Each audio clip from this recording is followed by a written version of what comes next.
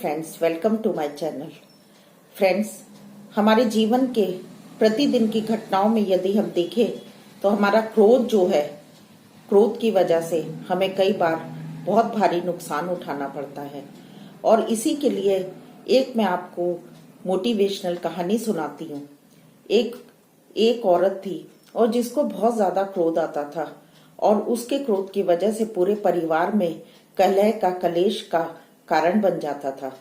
और एक दिन उसके दरवाजे पर एक साधु आया। साधु से उसने अपनी समस्या को बताया और उस साधु ने कहा कि ये छोटी सी मैं एक शीशी दे रहा हूं, यदि तुम इसको जब भी बहुत ज्यादा तुमको क्रोध आए तो तुम अपने मुंह में डाल लेना और धीरे धीरे तुम्हारा क्रोध कम हो जाएगा। और उसी प्रकार उस महिला ने किया और जब भी उसको बहुत ज्यादा क्रोध आता तो वो उस दवाई की शीशी से थोड़ी सी दवा को अपने मुंह में रख लेती। और साधु ने कहा था जब तक दवा मुंह में रहे बिल्कुल भी नहीं बोलना। और इसी प्रकार उसने कम से कम 10-15 दिन तक किया और 20 दिन के अभ्यास के बाद उसने महसूस किया कि सचमुच उसका क्रोध कम हो गया। और कुछ दिनों के बाद वो साधु दोबारा आया तो उसने अपनी इस बात को बड़ी खुशी से जताया कि किस प्रकार उसका क्रोध कम हो गया।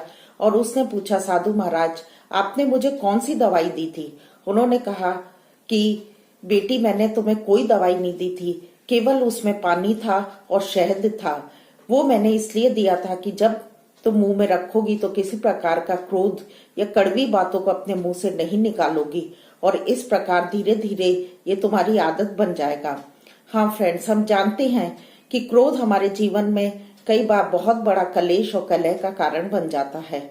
इस कारण हमें यह प्रयास करना चाहिए कि जब भी क्रोध आए तो हम चुप रहें, क्योंकि पवित्र शास्त्र भी कहता है कि परमेश्वर जो है हमारे क्रोध को पसंद नहीं करता और मनुष्य का जो क्रोध है वो परमेश्वर के धर्म का निर्वाह नहीं कर सकता।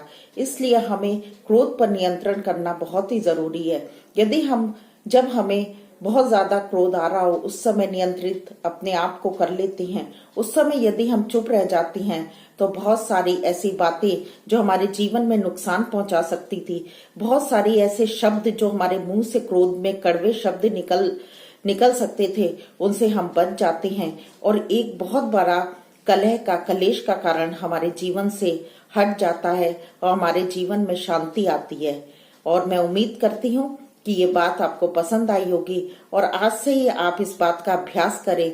हाँ फ्रेंड्स, मैंने भी इस बात का धीरे धीरे अभ्यास किया और सचमुच में जब हम चुप रहते हैं, जब हम क्रोध को अपने काबू में करने की कोशिश करते हैं तो धीरे धीरे हमारी आदत में आ जाता है और हमारा ये चुप रहना, हमारी ये खामोशी जब उस समय जब हमें बहुत ज्यादा क्रोध आ रहा हो, हमारे जीवन में एक आनंद और शांति को देती है। Thank you.